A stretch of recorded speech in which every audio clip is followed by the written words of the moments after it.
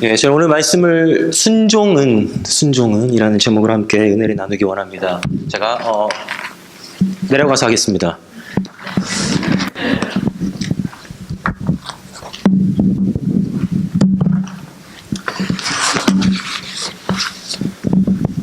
자, 바울은 지금 무엇을 하고 있습니까? 오늘 말씀에서 바울이 하고 있는 것이 무엇인가? 4장 1절의 말씀을 보면은 하나님 앞과 그리고 살아있는 자와 죽은 자를 심판하실 그리스도 예수 앞에서 그가 나타나실 것과 그의 나라를 두고 엄히 명하노니라고 지금 바울이 이야기하고 있습니다. 지금 바울은 강력하게 지금 명령을 하고 있는 것이에요. 단순히 자신의 말이 아니라 하나님 앞과 그리고 살아있는 자와 죽은 자를 심판하신 예수 그리스도, 그리고 예수님께서 나타내실 일과 그리고 그의 나라를 두고 엄히 명하노니, 이 정도면은 굉장히 무섭습니다.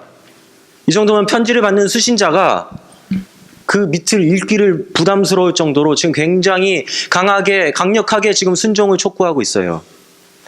바울은 지금 나이스하게 이렇게 서제스션을 하는 게 아니에요. 너 이렇게 한번 해볼래? 아니면 할래 안 할래를 지금 부탁하는 것이 아니라 지금 하나님 나라를 두고서 엄히 명령을 하니 너는 순종을 하라. 너는 순종을 하라라고 지금 촉구를 하고 있는 것입니다. 지금 디모데에게 쓰고 있는, 그리고 특별히 이 디모데 후서에선 더더욱 그렇습니다. 바울은 디모데 전서에도 그리고 후서에도 각각 한 번씩 엄히 명령을 한다는 표현을 씁니다. 그래서 총 2번. 첫 번째는 디모데 전서 5장 21절에 나와 있는데 그냥 제가 봉독해 올리겠습니다. 하나님과 그리스도 예수와 택하심을 받은 천사들 앞에서 내가 엄히 명하노니. 그리고서 편견을 갖지 말라. 이런 명령을 합니다. 그리고 아무에게나 안수하지 말라. 그리고 너의 몸을 챙기라. 그래서 포도주를 마시라라고 이렇게 엄하게 명령을 합니다. 여기서 오해하지 말으실 것은 포도주를 마시는 것이 술 취하고 방탕해라, 그런 삶을 살아라, 이게 아니라 그 당시에 유대 헬라 사회에서는 포도주를 마시는 것은 어떤 의료 목적으로 건강이 안 좋을 때 포도주를 권하는 관습이 있었어요. 실제로 몸에 좋다고 판명이 났고, 그래서 그 당시에 젊은 사역자가 디모데가 몸이 안 좋은 것을 보고서 이렇게 포도주를 권하는 것입니다. 그리고 또 두 번째로는 포도주를 권하는 이유는 그 당시에 어떤 영지주의 같은 이단 사상들이 굉장히 많이 있었습니다. 그래서 어떤 금욕주의, 하나님께서 주신 것을 감사함으로 받지 않고 물질적인 모든 것은 악하다, 그래서 금욕을 권하는 그러한 이단 사상이 있었습니다. 그래서 바울은 지금 디모데 전서에서 엄히 명령을 하면서 동시에 지금 이러한 금욕주의자들에게, 이단들에게 지금 강하게 도전을 하고 있는 것입니다. 그리고 바로 두 번째 엄하게 명령하는 내용이 바로 오늘 본문의 내용입니다. 바울은 아까 말씀드린 디모데에서 전서 5장 21절에서 그렇지만은 오늘 본문의 말씀에서도 엄하게 명령을 내릴 때 단순히 내가 엄하게 명령한다가 아니라 하나님 앞에서 혹은 그리스도 앞에서 혹은 모든 천사들 앞에서 또는 혹은 예수님께서 나타내실 그 일들 앞에서 아니면은 그의 나라 앞에서 지금 굉장히 강하게 표현을 쓰고 있어요. 그래서 이러한 표현을 씀으로써 이 명령에 따른 그 순종의 중요성을 지금 강조하고 있는 것입니다. 이 순종이 나타내는 것은 바로 그 말씀의 중요성이에요. 그리고 그것이 바로 복음의 중요성입니다. 이것이 너무 중요하기 때문에 너는 반드시 따라야 한다는 것이에요. 지금 그냥 나이스하게 그냥 젠틀맨이 돼가지고 지금 서제스트하는 그런 게 아니에요. 지금 너는 반드시 이 말씀을 따르라. 이것이 내 말씀이 아니라 하나님 앞에서 하는 하나님의 말씀이다라는 것입니다. 이 디모데후서는 바울의 마지막 편지입니다. 옥중에서 쓰여졌습니다. 바울이 지금 죽음을 예감하고 있어요. 이러한 상황 속에서 바울은 지금 복음을 지키고 그리고 복음을 전파하라는 당부의 말씀과 함께 지금 자신이 할 수 있는 최고의 명령을 지금 영적인 아들 디모데에게 하고 있는 것입니다. 그리고 또 수많은 목회자들, 그리고 또 바로 이 시대를 살고 있는 예수님을 따르는 크리스천들, 바로 저와 여러분들에게 지금 하고 있습니다. 오늘 이 순종이라는 것을 주제로 해서 이 순종은이라는 제목으로 하나님의 은혜를 함께 나누기를 원합니다. 첫 번째, 순종은 분별력이 필요합니다. 순종은 분별력이 필요합니다. 저희 2절 말씀을 4장 2절 말씀을 다 함께 읽으시겠습니다. 오늘 본문 4장 2절 말씀입니다. 시작. 너는 말씀을 전파하라. 때를 얻든지 못 얻든지 항상 힘쓰라. 범사의 오래 참음과 가르침으로 경책하며 경계하며 권하라. 아멘. 먼저 바울이 말하는 순종의 내용이 이것입니다. 지금 말씀을 전파하라는 것이에요. 복음을 전파하라는 것입니다. 때를 얻든지 아니면 그 상황이 때를 지금 얻지 못하는 그러한 상황이라고 할지라도 복음 전파에 힘을 쓰라는 것입니다. 그런데 바울이 이렇게 내가 엄히 명한다 하고서 복음을 전하라. 그냥 단순히 거기서 끝나는 것이 아니라 그 뒤에 굉장히 장황하게 추가를 하고 있습니다. 그 내용이 2절 후반부부터 4절까지 이어집니다. 이 2절 후반부와 4절까지 이어지는데 제가 그 말씀을 봉독을 하겠습니다. 범사의 오래 참음과 가르침으로 경책하며 경계하며 권하라.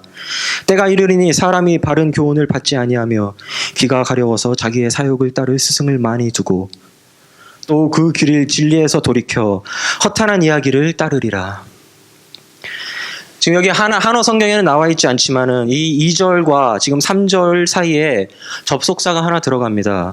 이것이 앞문장과 뒷문장을 연결해주는 for이라는 접속사를 사용합니다. 접속사로 사용할 때는 왜냐하면이라는 뜻으로 사용되고 있습니다.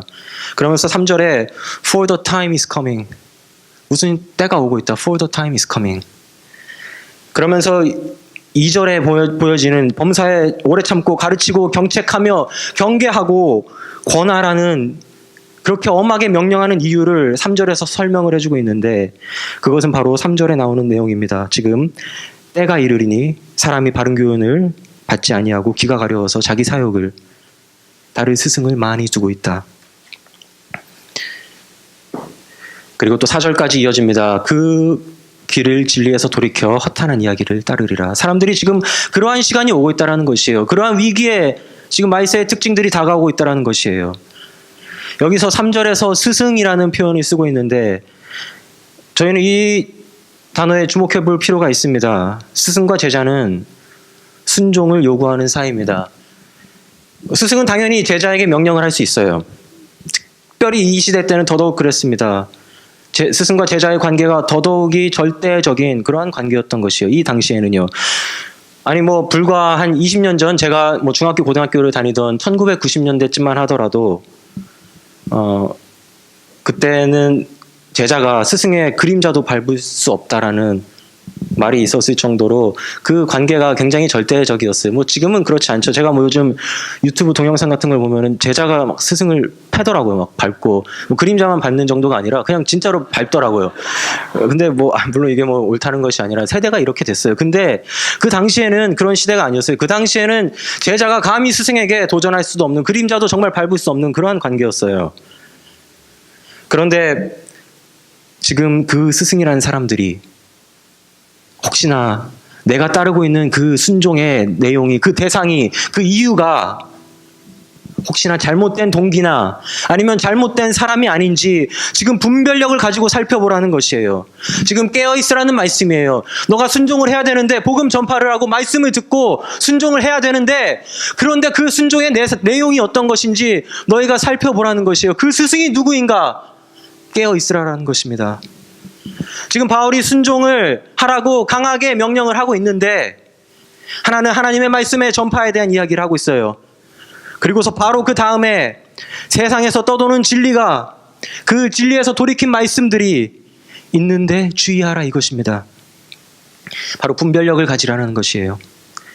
무조건 다 순종하는 것이 아니라 그냥 거룩한 모습을 한 성도님들 굉장히 많이 있죠. 그러한 스승들, 그러한 제자, 그러한 사람들이 굉장히 많이 있어요. 겉보기에만 번지르르한 스승들. 우리 세상에 얼마나 많이 있습니까? 그런데 그것에 무조건 다 순종하는 것이 진정한 순종은 아니라는 것이에요. 기도와 그리고 말씀을 통해서 그리고 하나님과 예수님 앞에서 그리고 말씀 앞에서 그의 나라를 두고 하는 그 엄히 명하는 그 명령에 순종하는 것이 그것이 진정한 순종이고 그 외에 자기 사리사욕을 채우기 위해서 우리가 따르고 있는 스승들 거짓된 진리들, 그런 것들을 저희는 맹신이라고 부릅니다. 이 당시에도 그런 사람들이 많이 있었어요. 지금 뭐 이단이 굉장히 많지만은 뭐 신천지 아니면 뭐 JMS 정명석 뭐 통일교 등등. 근데 그 당시에도 이단들이 있었어요. 그 당시에 영지주의라고 해서 세상의 모든 물질적인 것들은 악하다. 그리고 아까도 말씀드렸었죠. 반드시 피해야 하고 그리고 금욕주의를 가리키는 사람들이 있었어요. 그들은 예수님의 신성만을 믿었어요. 예수님께서 인간의 몸을 입고 이 땅에 오신 것은 믿지 않았어요. 그럼 사람들이 질문을 하죠. 그럼 예수님께서 어떻게 인간의 몸을 입고 계셨습니까? 그러면 그 사람들이 얘기하는 것은 그게 그냥 그래 보였을 뿐입니다. 근데 그게 가짜 몸이었습니다. 이런 식으로 가연설을 주장하기도 했습니다. 그 당시에 그런 영지주의 같은 이단 사상들이 많이 있었어요. 이 편지를 쓸 때만 해도 굉장히 많이 있었어요. 그래서 바울은 이야기하는 것입니다. 너가 순종을 해야 하는데, 그리고 복음 전파를 해야 하는데 잘못된 복음들이 있었다라는 것입니다. 다른 복음이 있었다라는 것이에요. 갈라디아서 1장에 이야기합니다. 다른 복음은 없다. 오직 바울이 지금 전하고 있는 이 복음만이, 예수님께서 죽으시고 그리고 부활하신 그 십자가의 복음만이 진짜 복음, 그래서 분별력을 가지라라는 것입니다. 과거에 한국의 한 방송사에서 어떤 장로교 목사님을 사칭을 하는 사이비 교주에 대한 취재를 한 적이 있어요. 뭐 아주 가관이었습니다. 저도 보다가 너무 막 답답해요. 막 고구마를 한 막 진짜 막 200개 먹은 것처럼 답답할 정도로 너무 답답했던 그런 방송이 있는데, 이 성도의 그 교주가 이제 성도의 돈을 뜯어냅니다. 그래서 뭐 굉장히 호화롭고 사치스러운 생활을 하는 것이에요. 뭐 그 정도로 끝나는 게 아니라 또 여신도들을 그 감언이설로 속여서 또 굉장히 안 좋은 관계까지 맺는 그런 모습들, 뭐 그 뉴스에서뿐만 아니라 또 많이 볼 수 있었습니다. 그 피해자들에게는 안타까운 일이고, 그리고 저도 신앙을 가진 어떤 신앙인으로서 굉장히 가슴 아픈 일이지만은, 그리고 또 혹시나 뭐 이 자리에 뭐 그분들과 어떤 연관이 있다던가 주변에 그런 분들을 알고 계신 분들이 있다라면은 정말 진심으로 죄송하다는 말씀을 드리고 싶지만은, 하나님께서 이러한 사람들에게 너희가 말씀에 순종했다라고 말씀하지 않는다는 것이에요. 한국에 자기 자신을 재림예수라라고 그냥 말하고 그렇게 하는 사람들이 굉장히 많이 있습니다. 뭐 아까 말씀드린 것처럼 뭐 이만희, 뭐 정명석, 안상홍, 그리고 저희가 모르는 사람들이 굉장히 많이 있어요. 어떤 제가 예전에 읽던 자료에 따르면은 뭐 그 자료가 뭐 얼마나 신빙성 있는지 뭐 잘 모르겠지만은, 정확한 통계인지는 모르겠지만은 거의 한국에는 뭐 100여 명 정도의 재림 예수들이 굉장히 활발하게 활동을 하고 있다고 합니다. 그런데 어디 뭐 그런 사이비들만 있겠습니까? 그 외에도 뭐 이상한 방향으로 말씀을 이상한 방향으로 끌고 가는 뭐 이단이라던가 아니면은 잘못된 교리들, 또는 어떤 기복신앙이라던가 아니면 그냥 기분을 좋게 하는 그냥 달콤한 이야기들로 왜곡된 진리의 말씀을 그 왜곡하는 말씀들이 우리 주변에 너무나도 많다는 것이에요. 그런데 그런 것들이 다 우리가 순종해야 할 순종의 대상이 아니라는 것이에요. 저희가 분별력을 가지고 구별을 해야 되는 대상들이 이 세상에는 굉장히 많이 있습니다. 그렇다면 저희가 어떻게 그러한 분별력을 가질 수 있습니까? 물론 기도와 또 꾸준한 말씀 생활은 기본입니다. 그리고 또 주일 이 거룩한 공예배를 지키면서 성도의 교제를 나누는 것도 굉장히 중요합니다.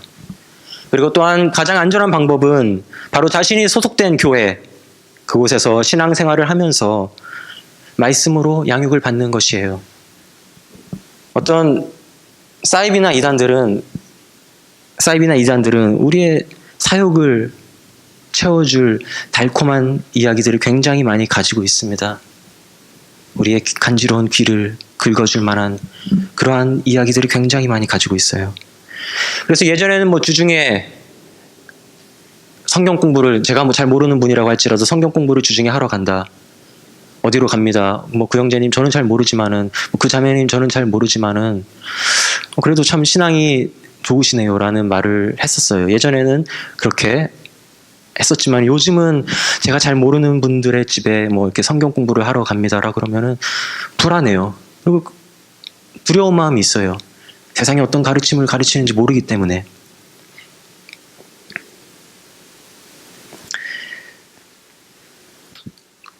저희 가장 교회에서 이 주변에서 이 마운틴뷰 이 팔로알토 지역에서 가장 신뢰한 말씀을 전하는 교회를 한 곳 뽑으라면은 저는 주저없이 저희 코너스톤 커뮤니티 교회를 뽑을 것입니다. 저희 교회는 신뢰할 만할 곳이에요. 이곳에서 양육받는 그런 모든 내용들은 저희가 순종할 만한 것들입니다.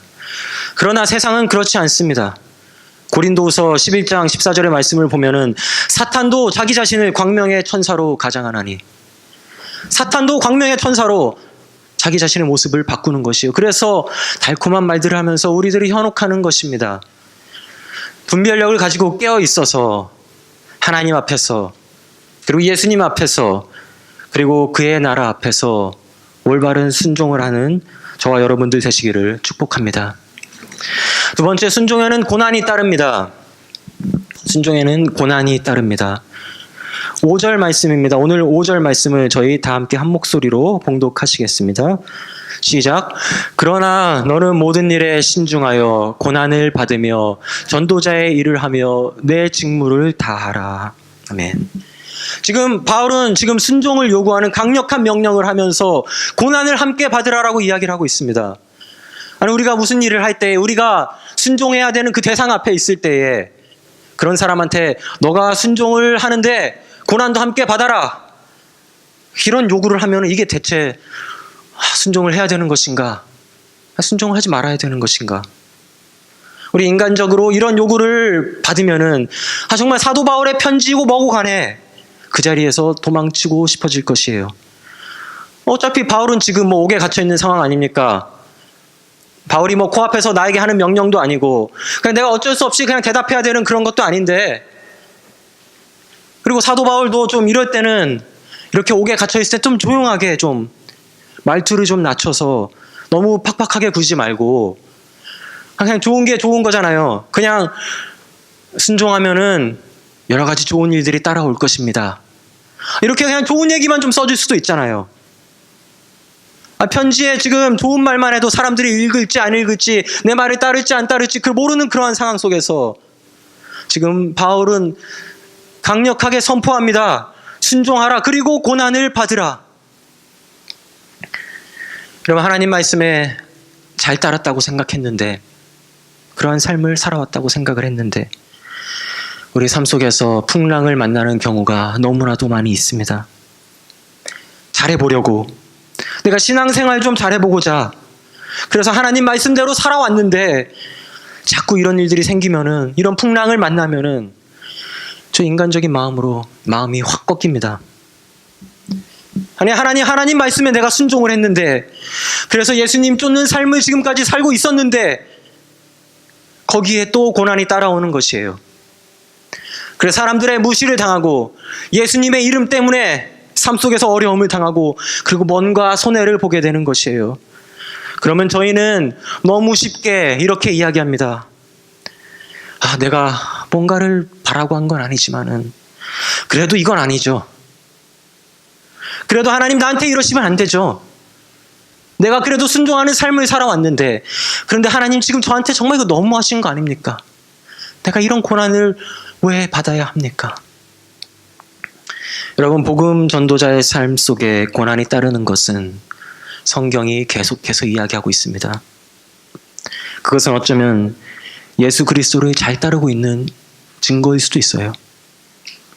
반면에 아무런 고난이 없는 삶, 그냥 너무 평탄한 신앙생활, 우리 한 번쯤 그 자리에 서서, 그 자리에 정지해서 스스로의 모습을 살펴볼 필요가 있습니다. 혹시 내가 하나님의 말씀에 잘 순종하고 있는 것인가? 아니면은 지금 나의 마음에 원하는 길을 따라가고 있는 것인가? 누가복음 23장에 예수님께서 이렇게 말씀하십니다. 아무든지 나를 따라오려거든 자기를 부인하고 날마다 제 십자가를 지고 나를 따를 것이니. 여러분, 십자가를 진다는 것은 무엇입니까? 그 당시 이 로마의 지배하에 있는 그러한 나라들에게 있어서, 그러한 사회들에게 있어서 십자가형은 가장 고통스럽고 가장 치욕스러운 고난의 현장이었어요. 예수님께서는 지금 의도적으로 십자가를 말씀하시면서 자신을 따르는 크리스찬들, 너희 나를 따르는 사람들, 그렇다면 제자도의 대가가 있을 것이다. 거기에 코스트가 있다는 것을 지금 말씀하시는 것입니다. 나에게 순종을 하려면은 고난이 반드시 따라온다라는 것이에요. 그만큼 예수님의 제자로서 순종하는 삶에 고난이 함께 따라오는 것은 당연하다라는 것입니다. 6절 말씀을 보면은 바울이 자기의 죽음을 예감합니다. 내가 전제와 같이 부어질 때가 됐다. 그리고 나의 떠날 시각이 다가왔다. 그리고 7절에 보면은 선한 싸움이라는 표현이 있습니다. 저희는 이 표현, 이 단어에 주목할 필요가 있습니다. 나는 선한 싸움을 싸우고 나의 달려갈 길을 마치고 믿음을 지켰으니. 여러분, 왜 선한 싸움입니까? 바울이 나름 잘 살았는데 그냥 나는 좀 선하게 살았습니다. 아니면 나는 순종했습니다. 나는 하나님을 믿는 믿음이 있었습니다. 혹은 나는 크리스천다운 삶을, 제자의 삶을 그냥 살아왔다. 이렇게 말하면 되지. 왜 굳이 이런 선한 싸움이라는 거친 단어를 쓰고 있는 것입니까? 그것은 그만큼 바울의 삶, 그가 걸어왔던 길이 쉽지 않았다라는 것이에요. 사도 바울이라고 할지라도, 아무리 이방인을 위한 위대한 전도자의 삶을 살았다고 할지라도, 다메섹 도상에서 예수님을 만난 그 이후 예수님을 따르려고 살아왔던 삶의 모습들, 그 순종의 모습들을 주님 앞에서, 지금 죽음 앞에서 돌이켜보니까 쉽지 않은 정말 싸움의 현장이었던 것입니다. 예수님을 전하려고 하다가 죽음의 위기를 맞고 돌을 맞고 사람들이 죽은 줄 알고 막 성 밖에 버리기도 하고, 그리고 40에서 한 대를 감한 태형을 받기도 하고 채찍질을 당하고, 그리고 로마에 압송당하기까지 합니다. 이제 바울은 죽음을 앞두고 있어요. 사도 바울에게 순종하는 삶은 고난의 연속이었습니다. 그건 정말 우리 말 그대로 바울의 표현대로 선한 싸움의 현장이었어요. 단순히 선한 일만 한 것도 아니에요. 단순히 고통만 받은 것도 아니고 이 두 가지가 같이 간 것이에요. 순종하는 것과 고난을 받는 그 삶이 같이 간 것입니다. 그럼 우리 이렇게 반문을 할 수 있죠. 아니, 하나님, 그냥 좀 복을 주시면 되지. 그냥 좀 복을 주시면 되지. 왜 이런 고난을 예수님을 따르고 있는 우리 삶 속에 자꾸 주시는 것입니까? 하나님, 왜 불순종하는 악인들은 저렇게 삶이 더 형통하고 잘 나가고 있는데 우리 믿는 자들의 삶은, 왜 나의 삶은 이 모양 이 꼴입니까? 왜 내 삶이 더 어렵습니까? 우리 이러한 인간적인 질문이 들 때가 많이 있습니다. 우리뿐만 아니라, 저희들뿐만 아니라 구약의 많은 선지자들도 이 사실로 인해서 고통받고 있었습니다. 그리고 하나님께 반문도 했습니다. 주여, 언제까지입니까? 언제 주님의 나라를 드러내실 것입니까? 왜 악인들의 삶은 형통하고, 왜 믿는 자들, 왜 이 이스라엘의 삶 속에 고난들이 가득 넘쳐나는 것입니까? 구약의 선지자들도 동일한 질문을 했어요. 여러분, 이스라엘 백성들은 애굽에서 빠져나와서 탈출을 해서 광야를 맴돕니다. 불순종한 이스라엘은, 그 광야 1세대들은 결국 아무도, 모세를 포함해서 아무도 약속의 땅 가나안에 들어가지 못했습니다. 그런데 오직 여호수아는 하나님께 순종함으로 가나안에 입성할 수 있었죠. 그럼 이제 고난이 끝나고 이제 내가 약속의 땅에 들어갔으니까 이제 모든 것이 평안하고 모든 것이 잘 되겠네. 내 삶이 굉장히 만만해지겠네. 그렇게 생각을 했을 수도 있습니다. 근데 하나님께 순종한 여호수아, 그리고 또 광야 그 2세대들 삶의 고난은 끝나지 않았어요. 순종해서 약속의 땅에 들어갔더니 전쟁이 끝이 없는 거예요. 어렵게 순종해서 그 가나안 땅에 입성을 했는데 만만한 게 아니에요. 계속해서 전쟁을 통해서 점령을 해야 되는 것이에요. 내가 하나님께 순종만 하면은 내 삶이 이제 만만해지겠지, 이제 좀 평탄해지겠지 라고 생각할 수 있는데, 여러분, 삶은 그렇지 않다라는 것이에요. 현실은 전혀 그렇지 않다라는 것이에요. 그래서 바울은 이야기하는 것입니다. 내가 순종할 때 고난을 함께 받으라라는 것이에요. 하나님의 말씀에 순종을 했는데 고난이 따라옵니다. 그래서 하나님 이런 게 어디 있습니까? 우리 반문을 합니다. 그러나 성경은 순종하면은 모든 것이 다 잘 될 것이다. 모든 것이 다 평안하고 모든 내 삶이 평탄해질 것이야 라고 결코 이야기하지 않았습니다. 그리고 만약 그러한 가르침이 있다라면, 주변에서 그러한 가르침을 듣는다라면은 그것은 거짓된 가르침입니다. 제가 처음 말씀드린 것처럼 그것은 분별력이 필요한 이 시대의 모습입니다. 오히려 성경은 하나님의 자녀이면은, 하나님의 상속자이면은 너가 그리스도와 함께 고난도 함께 받아야 할 것이니라 라고 말하고 있습니다. 로마서 8장 17절의 말씀을 제가 봉독해 올리겠습니다. 자녀이면 또한 상속자 곧 하나님의 상속자요 그리스도와 함께한 상속자니 우리가 그와 함께 영광을 받기 위하여 고난도 함께 받아야 할 것이니라. 아멘. 하나님의 상속자면은 여러분 고난을 받을 수도 있어요. 그러니까 여러분 조심하세요. 이 정도가 아니에요. 고난이 삶 속에 있을 수도 있으니까 앞으로 기도 열심히 하세요. 이 정도가 아니에요. 하나님의 상속자면은 무조건 고난도 함께 받아야 한다라고 지금 로마서는 이야기를 하고 있는 것이에요. 그리스도와 함께한 상속자면은 고난이 반드시 따라올 것이라고 지금 사도 바울은 로마서에 그렇게 이야기하고 있는 것입니다. 그리고 디모데후서 1장 8절도 이렇게 이야기를 합니다. 그러므로 너는 내가 우리 주를 증언함과 또는 주를 위하여 갇힌 자 된 나를 부끄러워하지 말고 오직 하나님의 능력을 따라 복음과 함께 고난을 받으라. 복음과 함께 고난을 받으라. 복음과 고난 항상 같이 가는 것입니다. 하나님의 말씀에 순종하는 것과 고난은 항상 같이 가는 것이에요. 이 두 가지는 결코 떼어놓을 수 없는 관계인 것이에요. 그렇게 오늘 본문 8절은 이야기를 하고 있습니다. 로마서 8장 18절의 말씀을 보면은 고난 이후에 있을 영광에 대해서 이야기를 합니다. 생각하건대 현재의 고난은 장차 우리에게 나타날 영광과 비교할 수 없도다. 그러면 순종의 삶이 결코 쉽지 않아요.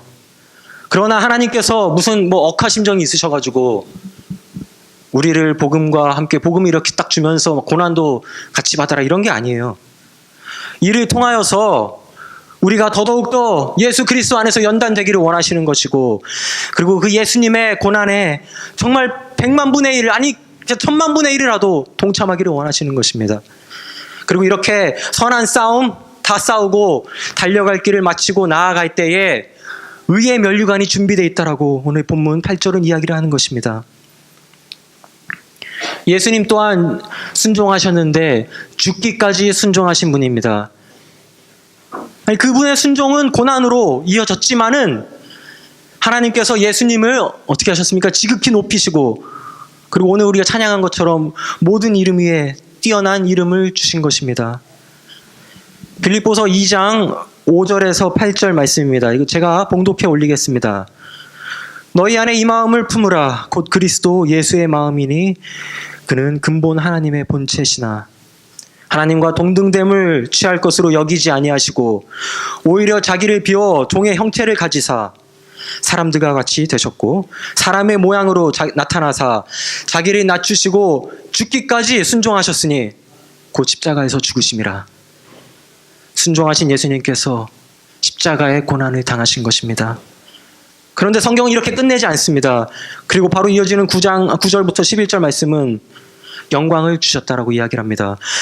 그러므로 하나님이 그를 지극히 높여서 모든 이름 위에 뛰어난 이름을 주사 하늘에 있는 자들 그리고 땅에 있는 자들 그리고 땅 아래에 있는 모든 무릎을 예수 이름에 꿇게 하시고 그리고 모든 입으로 예수 그리스도를 주라 시인하여 하나님 아버지께 영광을 돌리게 하셨느니라. 할렐루야. 우리 사도 바울처럼 그리고 또 예수님처럼 고난 앞에서 넘어지지 않고 우리 순종함으로써 우리 하나님께 영광을 돌리는 저와 또 여러분 되시기를 다시 한번 간절히 축복합니다. 그리고 마지막 세 번째입니다. 이 순종은 교회를 바로 세웁니다. 마지막 우리 8절 말씀을 다 함께 봉독하시겠습니다. 8절 말씀입니다. 시작.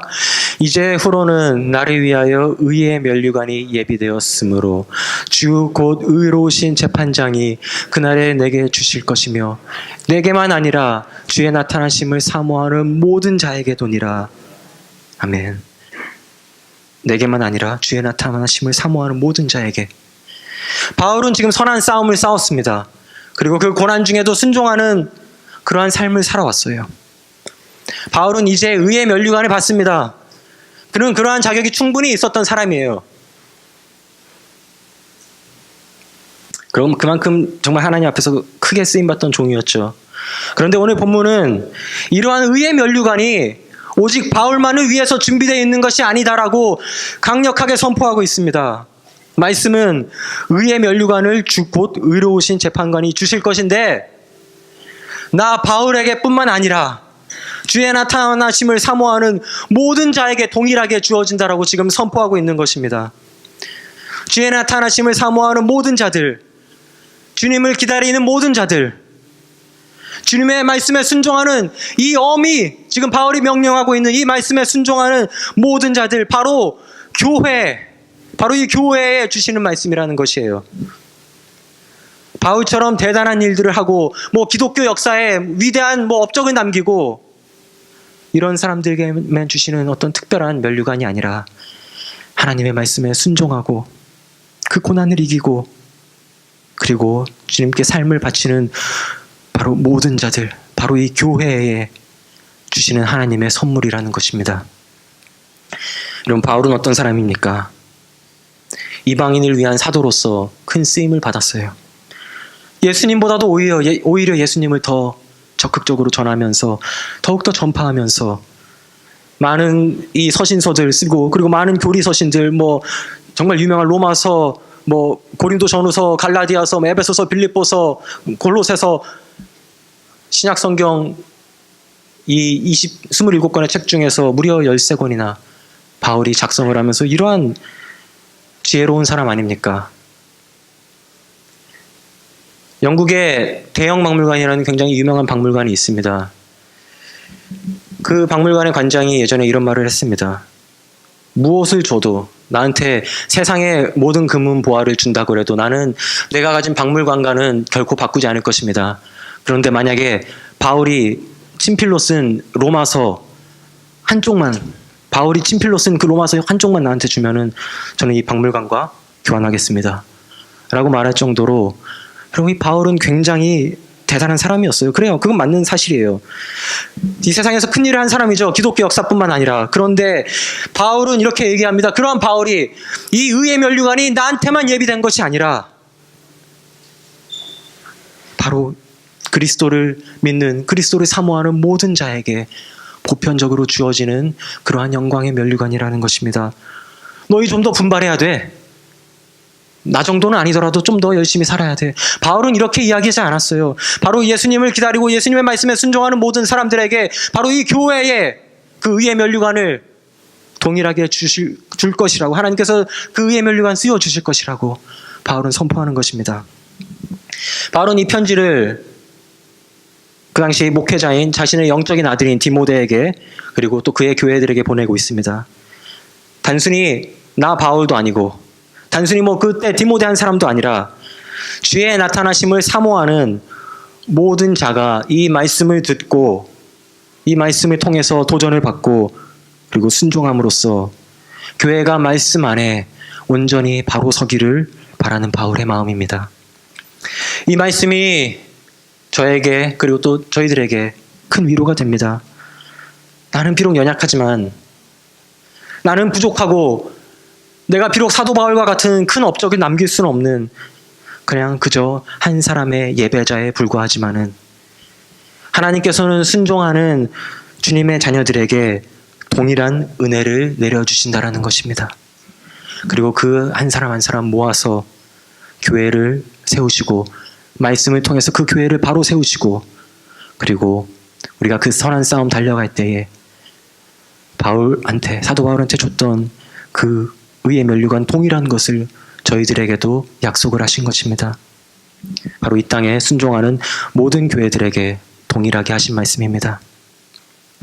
그러나 저희는 이 말씀을 듣고 경각심 또한 가져야 합니다. 바울은 하나님과 예수님 그리고 그의 나라를 앞에 두고서 지금 엄하게 명령하고 있어요. 1절에 그런 말씀을 했죠. 내가 엄하게 명령한다. 그러므로 너는 순종을 하라. 다른 말로 하면은 순종이 없는 그곳에 교회는 없다라는 것입니다. 그리고 오직 순종을 하는 교회만이 기쁨으로 그 면류관을 받을 것이라는 것이에요. 하나님의 말씀에 온전하게 순종하는 모든 교회, 하나님께서 의의 면류관을 씌워 주실 것이지만은 그렇지 않은 교회, 잘못된 곳, 제가 앞서 말씀드렸던 그런 곳들, 바로 하나님의 진노 아래에 있을 것입니다. 그리고 그 당시에 이단인 영지주의자들이 그러한 모습이었어요. 하나님을 인정하지 않았죠. 물질 세계를 창조한 구약의 하나님을 악한 신, 많은 신들 중에서 열등한 신, 가장 힘없는 신으로 묘사를 합니다. 그리고 하나님과 예수님을 구분을 합니다. 그래서 예수님이 참된 신이고 구약의 하나님은 잘못된 모습이었다. 이렇게 이야기를 합니다. 이것은 온전하게 말씀에 순종하는 모습이 아닙니다. 내가 좋아하는 말씀만을 뽑아서 그냥 자기의 지식, 자기의 교리, 내가 가진 내 경험, 내 생각 거기에 맞추기 위한 말씀들, 그것은 오늘 본문에서 진리에서 돌이켜 허탄한 이야기를 하는 자들, 거짓 스승들이라고 이야기를 하는 것입니다. 사랑하는 성도 여러분, 하나님 말씀에 순종하여서 말씀 위에 바로 서는 그러한 교회가 되기를 다시 한번 축복합니다. 이제 말씀을 마무리하려고 합니다. 바울은 감옥에서 사형당하기 전에 쓴 그의 마지막 편지를 통해서 순종하라. 제발 내 말을 좀 들으라. 지금 강력하게 명령을 하고 있는 것이에요. 단순히 내 말이 아니라 하나님 앞에서, 그리고 예수님 앞에서, 그리고 예수님께서 나타내실 일들, 그 일들과 그의 나라를 두고서 지금 강력하게 순종을 촉구하고 있는데, 여러분, 순종은 분별력을 필요로 합니다. 수많은 거짓 교사들이, 그리고 사이비와 이단들이 세상에 있어요. 사탄도 자기 자신을 광명의 천사로 가장을 해서 삼킬 자를 찾아 헤매고 있습니다. 기도와 말씀으로 분별력을 가지고 복음으로 무장을 해서 깨어있기를 소망합니다. 그리고 순종은 고난이 따라옵니다. 예수님의 제자됨은 그냥 만만한 삶이 펼쳐지는 것이 아니에요. 모든 것이 평탄한 삶이 되는 것이 아니에요. 오히려 고난의 시작일지도 모릅니다. 저희 그 고난 이겨내고 저희가 의의 면류관을 써서 하나님께 영광을 올려드리는 또 저와 여러분 되시기를 소망합니다. 그리고 순종은 교회를 바로 세웁니다. 교회를 바로 세웁니다. 바울처럼 위대한 사람만에게, 그런 사람들한테만 주어지는 의의 면류관이 아니라 순종하는 모든 자에게 보편적으로 주어지는 귀한 말씀인 것입니다. 즉 교회에게 하나님께서 공평하게 부어주시는 그 은혜를 함께 맛보기를 소망합니다. 그리고 순종이 없는 교회가 아닌 저희 정말 하나님 말씀 앞에 올바르게 서서 순종해서 저희 교회가 다 함께 한마음 한뜻이 되어서 하나님께 영광 돌리기를 주님의 이름으로 간절히 축원합니다.